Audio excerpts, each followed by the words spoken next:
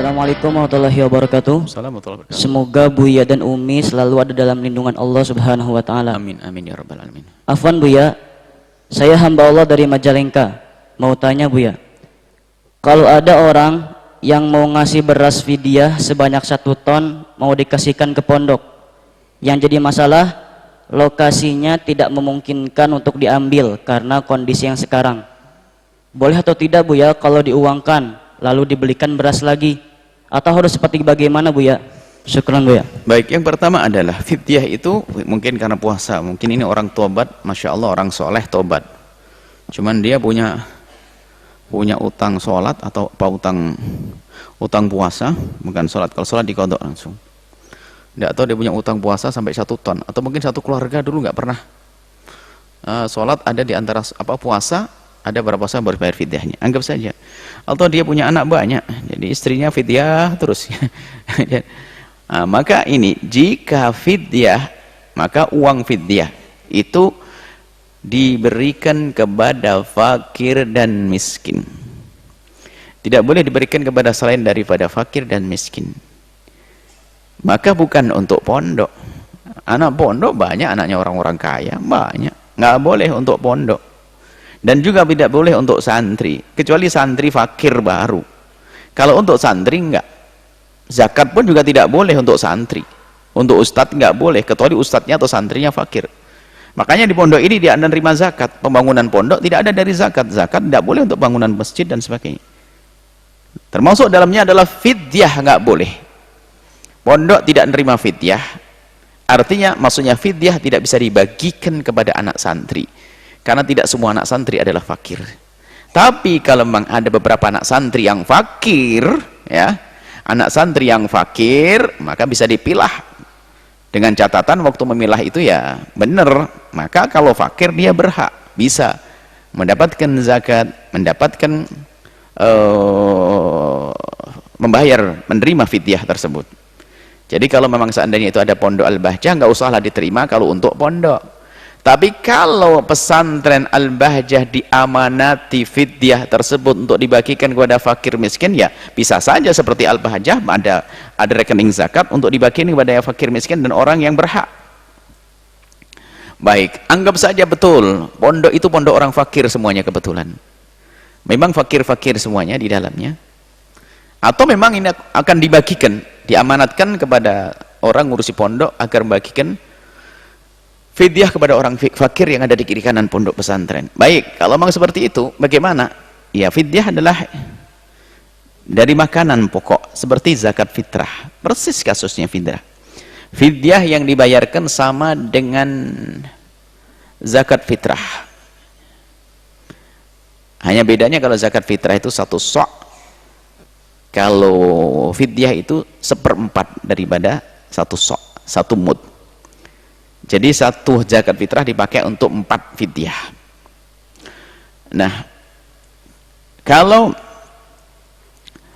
fidyah itu harus makanan pokok tersebut, tidak bisa diganti dengan uang. Seperti zakat fitrah nggak bisa diganti uang, kecuali itu tadi zakat fitrah di dalam mazhab Imam Abu Hanifah radhiyallahu ta'ala anhu, jika didukung oleh keadaan untuk mengganti, misalnya hari ini kita menghindari kerumunan dan kerepotan dalam membagi, maka zakat fitrah Al-Bahjah kita ikut mazhab Abu Hanifah diganti dengan uang demi kemudahan di dalam menyalurkannya. Karena kebetulan santrinya di pondok semuanya, jadi lumayan banyak, jadi biar nggak ribet maka dibungkus uang langsung disampaikan kepada yang berhak, sehingga tidak banyak berinteraksi kita dengan orang di luar.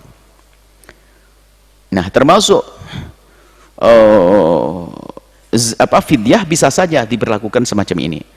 Tapi kalau ternyata fidyahnya tidak banyak, misalnya Anda ingin bagikan fidyah dan mudah membagikannya, ini kalau jumlah banyak kan khawatir ingin baginya bagaimana, diganti dengan uang boleh. Tapi kalau seandainya masih diganti dengan beras, caranya ini, ya mungkin transfer saja uang, saya akan transfer uang, saya akan bayar fidyah saya transfer uang senilai 1 ton.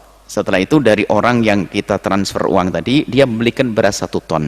Dia akan telepon, ya sudah saya beli beras 1 ton. Diapain? Ya sudah, saya amanatkan kepadamu untuk membagi. Boleh, nggak harus dikirim berasnya. Biaya truknya juga sayang dong. Mending saja transfer uangnya ke sini, nanti kalau memang menginginkan beras, maka dibelikan beras. Sama zakat fitrah pun juga bisa, kalau seandainya orang tuamu mengirimkan uang ke sini, setelah itu mau dirubah jadi beras juga sah. Dari uang kita belikan beras, nanti kalian niat masing-masing, sah-sah saja. Jadi nggak ada susah, tidak harus berasnya dikirim, beras 2,5 kilo aja dikirim dari Sumatera. Nah ini kan ya tidak usah. Jadi berasnya tidak harus dari sana, bisa dibelikan di sini. Maka kita yang membelikan, wakil yang membelikan, kemudian setelah itu anak niat masing-masing. Adapun fidyah bisa saja dari pihak orang yang membayar fidyah menelpon kepada Anda yang bertanya, mungkin Anda ingin membagikan, maka telepon, tolong Pak Haji, saya akan bayar fidyah sebesar 1 ton. Saya kirim uang kepadamu, kalau sudah beli beres beras, tolong kasih tahu saya dan tolong setelah itu bagikan. Nah, itu sah, tinggal dibelikan beras kemudian dibagikan kepada fakir dan miskin, seperti itu. Wallahu a'lam bissawab. Ada, mohon maaf, masalah membagi ke pondok pesantren ini hati-hati ya. Makanya di sini, di pondok ini tidak nerima, kita tidak boleh anak-anak kita anggap di sini anak fakir tidak kita fakir-fakirkan. Orang fakir dan kaya sama makannya, nggak ada yang kurang. Termasuk anak yatim tidak kita yatim-yatimkan. Maka di sini di Al-Bahjah tidak nerima dana untuk anak yatim. Sebab kalau dana untuk anak yatim bingung, harus anak yatim yang menerima, nggak boleh dimakan yang bukan yatim. Nah, nanti kalau kita hanya memberi kepada anak yatim, yang lain namanya anak kecil nggak ngerti. Misalnya anaknya adalah, misalnya ada 2.000 anak kecil. Anak kecil 2.000. Kemudian anak yatimnya 300. Ada bantuan untuk anak yatim sebesar misalnya 1 juta. Berarti kan 300 juta. Akhirnya dibagi anak yatim bakat 1 juta, 1 juta. Yang tidak yatim ngenes, kok saya nggak dikasih? Padahal dia fakir. Fakir bukan yatim. Memang untuk anak yatim biarpun kaya mendapatkan, misalnya saya memberikan ini untuk anak yatim. Kalau sudah bilang anak yatim biarpun kaya dapat. Nah, akhirnya yang fakir nggak mendapatkan, dia ngenes. Namanya anak kecil nggak ngerti kalau itu haknya anak yatim, nggak paham. Maka kita hindari di sini. Kalau ingin membantu ke pondok, bantu untuk semuanya yang bisa dimakan oleh semuanya. Saya pun bisa ikut mencicipi. Ustadz yang lain juga merasakan. Yang kaya pun juga makan, bukan, nggak yatim. Anak yatim di sini tidak diyatim-yatimkan, nggak ada. Kalau ada anak yatim, saya bapaknya. Selesai. Mana anak yatim? Nggak ada yatim di sini, nggak ada yang fakir di sini. Karena semuanya sama di sini. Ini masalah psikologi ini kadang-kadang. Kadang-kadang anak yatim diyatim-yatimkan terus. Diceritakan, wah ini dulu bapaknya begini-begini. Setiap mencari dana disebut-sebut keyatimannya. Ngenes dia. Anak fakir, Masya Allah ini orang fakir di rumahnya. Disebut-sebut setiap hari, hanya pengen cari dana saja. Na'udzubillah, orang fakir difakir-fakirin. Orang fakir jangan difakir-fakirin. Besarkan hatinya. Di sini alhamdulillah tidak ada. Nggak ada yang tampak. Yang kaya dengan ketawaduannya, yang fakir pun tidak akan terpuruk. Kita seragamkan semacam ini ya. Semoga Allah menjaga kita, menjauhkan dari berbuat zalim, menjauhkan dari menyakiti siapapun, baik sengaja atau tidak sengaja, sakit lahir atau sakit batin. Wallahu a'lam bishawab.